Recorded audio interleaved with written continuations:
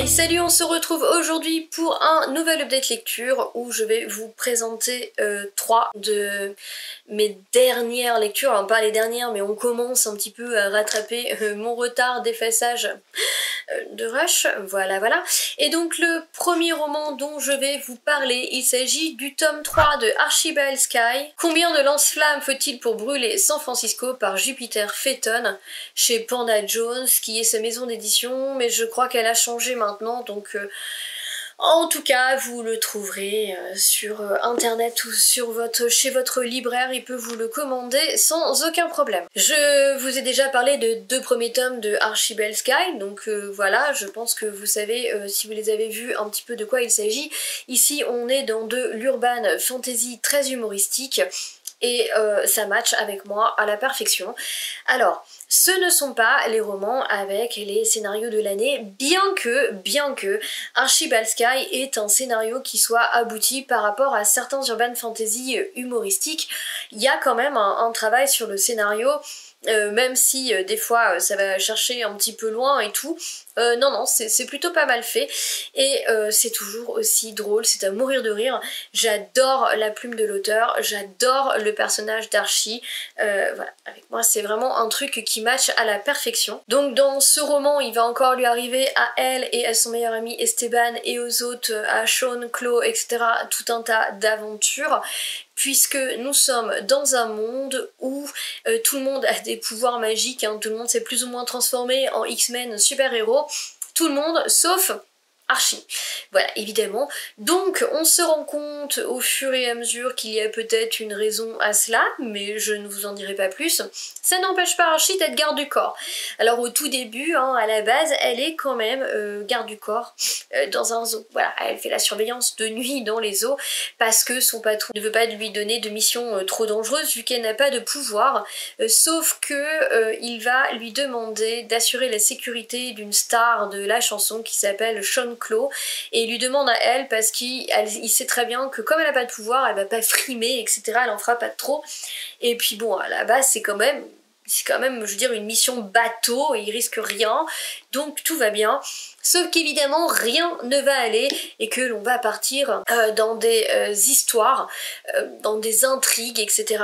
Et Sean Clos va être embarqué là-dedans, son meilleur ami Esteban va être embarqué. On est en 2200 ou en 2000, je sais plus combien, 2200 ou 2220 ou je sais pas quoi.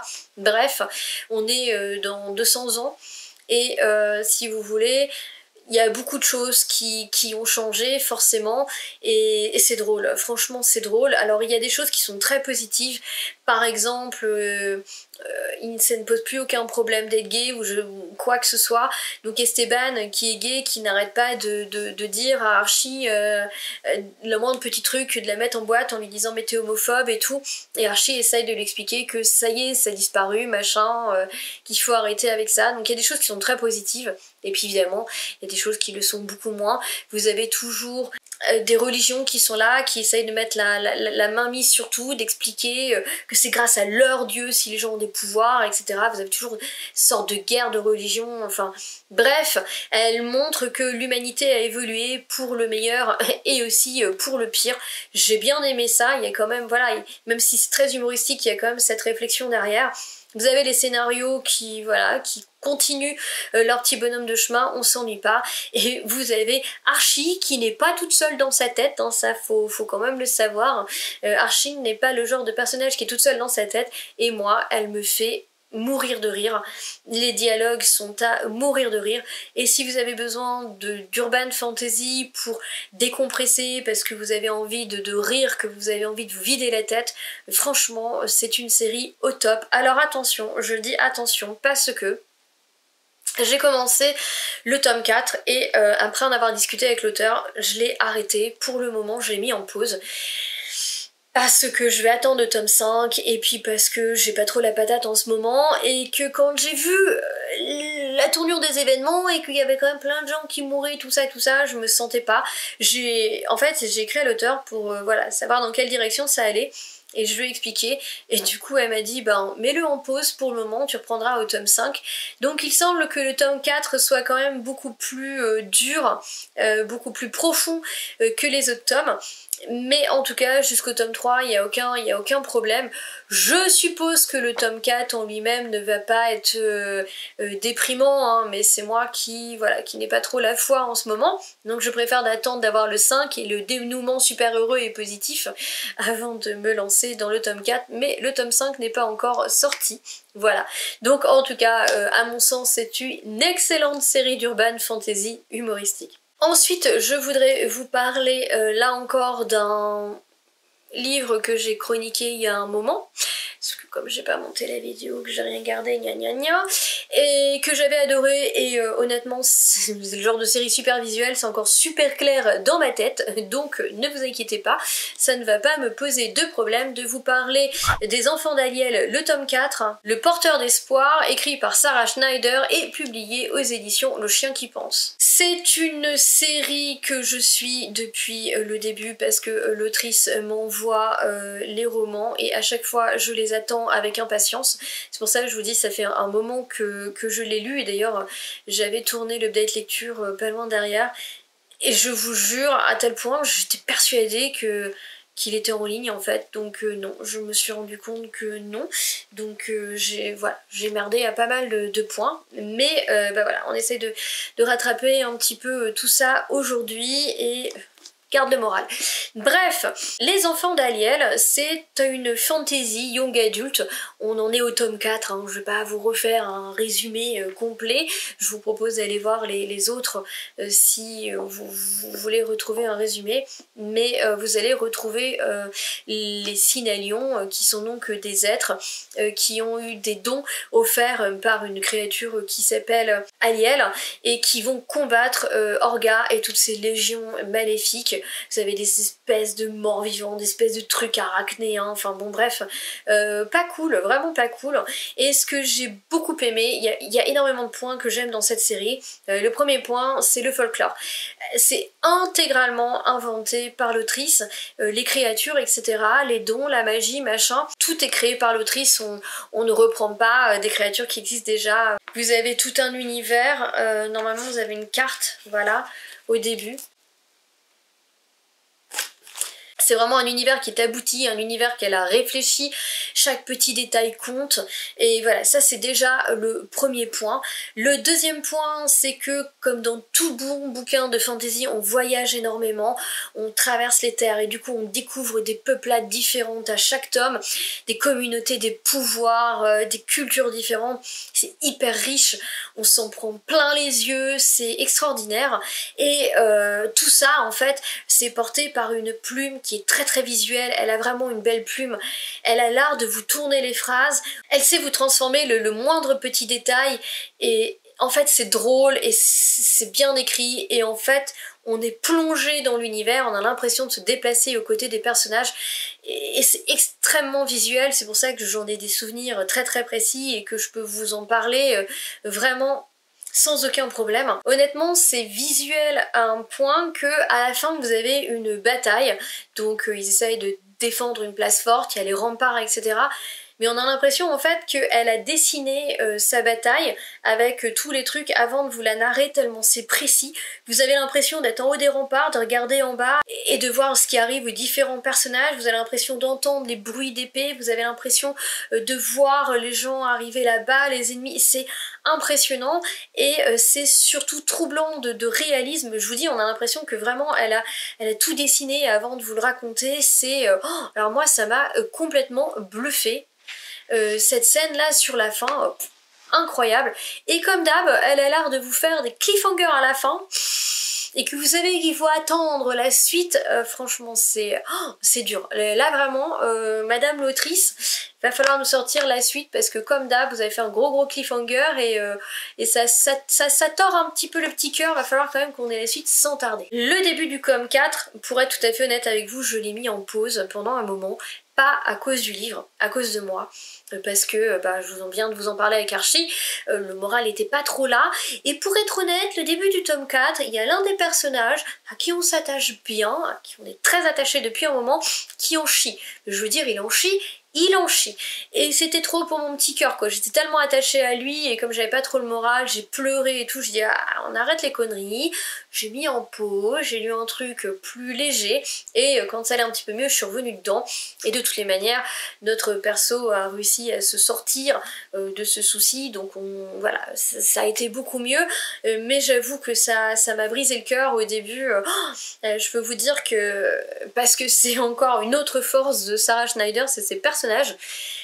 Vous y attachez quand même vachement, hein. Ils sont hyper humains. Le manichéisme, vous le retrouvez dans le combat contre le bien et le mal, mais chaque perso a sa personnalité, avec ses qualités, ses défauts, etc. Mais ils sont quand même tous super attachants, et voilà, c'est pas facile de les voir dans des situations comme ça. Le tome 4 continue son petit bonhomme de chemin, on s'ennuie pas, c'est toujours hyper dynamique, il n'y a pas de temps mort, elle a une imagination de dingue, il se passe 3 millions de choses, et comme d'hab, vous êtes incapable de savoir où vous allez, c'est impressionnant. Je l'ai bouffé, je l'ai dévoré une fois que le personnage de Jazz, c'est lui hein, qui s'en prend plein la tête au début, le petit garçon qui est là, il s'en prend plein la tronche, une fois qu'il est sorti et que je me suis vraiment replongée dedans sans pleurer toutes les larmes de mon corps, j'ai dévoré ce roman. Voilà, comme d'hab, de toutes les manières, j'ai adoré cette série de A à Z. C'est de la fantasy young adulte, mais alors si vous aimez la fantasy young adulte, mais foncez, c'est extraordinaire. Enfin, je voudrais vous présenter les 2 premiers tomes d'une série urban fantasy humoristique encore une fois, avec le tome 1 et 2 de Tori Dawson, écrit par Annette Marie et paru aux éditions MMM Bookmark. C'est vraiment dans la lignée des Ivy Wild, etc. Urban fantasy qui est vraiment drôle, qui est frais, le genre de roman qui n'a d'autre prétention que de vous faire rire, et mon dieu, ça a marché. Ici, nous allons rencontrer le personnage de Tori qui a un sacré caractère, hein, c'est une humaine mais avec un sacré caractère, et qui du coup a du mal à garder son boulot, puisqu'elle a tendance un petit peu à ouvrir sa gueule quand les clients l'emmènent. Voilà. Et puis elle va se retrouver embauchée en tant que barmaid dans un bar un petit peu étrange, puisque c'est le bar d'une guilde de magiciens, sauf que Tori ne le savait pas, puisqu'elle ne savait même pas que les mages existaient. Évidemment, comme cela ne suffisait pas de se retrouver catapultée dans un monde de mages, elle va se retrouver catapultée dans des enquêtes. Oui, parce qu'elle va rencontrer des mages, c'est une guilde, et en fait les guildes peuvent avoir des missions, ils peuvent, c'est comme des mercenaires en fait, pour arrêter des mages renégats, des mages qui sont hors la loi. Et déjà la guilde dans laquelle est tombée Tori est déjà un petit peu en marge des autres, hein, elle a pas trop envie qu'on l'emmerde, et elle va se retrouver bien malgré elle sur des enquêtes, que ce soit dans le tome 1 ou dans le tome 2, puisqu'elle s'est retrouvée à se lier d'amitié avec 3 mages. C'est drôle, vraiment c'est très drôle, c'est frais. Alors les enquêtes, c'est pareil, comme dans tout ce genre de bouquins là, elles sont bien, mais ne cassent pas 3 pattes à un canard, elles n'ont pas révolutionné le genre, hein, y a pas de souci. Mais qu'est-ce que j'ai ri, franchement j'ai ri, c'était extraordinairement drôle, c'est frais, et voilà, c'est le but de ces livres là, c'est de vous divertir, et ça remplit vachement bien son rôle. Ici on est porté par une écriture qui est tout à fait simple, mais qui est très efficace, c'est très dynamique, il n'y a pas de temps mort, de manière les bouquins ne sont pas très longs, et puis on a quand même un univers qui présente un système de magie qui est abouti, là il y a quand même un vrai travail dessus, avec différentes cases, différents pouvoirs, etc. Et franchement c'est intéressant, vraiment on a envie de s'y plonger, et non seulement c'est intéressant, mais ça offre aussi pas mal de potentiel pour les histoires et pour les intrigues. De plus l'écriture est assez visuelle, donc on a quand même une idée assez nette et précise des scènes d'action, des persos, de l'univers, etc. Ça reste bien en tête, en tout cas moi j'en ai vraiment des images assez nettes, et les personnages en soi sont très attachants. Tori, elle se retrouve entourée de 3 beaux gosses, il n'y a pas d'autre mot, très différents les uns des autres, mais qui ont chacun leur petit caractère, chacun leur petit charme, etc. Et ce qui est assez drôle, c'est que malgré leur diversité, l'autrice fait en sorte que vous soyez attachés, il n'y a pas d'autre mot, hein, vous vous retrouvez attachés à tous les personnages. Alors évidemment, il y a de la romance qui se profile, est-ce qu'on va avoir un triangle amoureux? On sait pas trop. Ce que j'aime bien, c'est que malgré tout, on perd pas trop de temps dessus.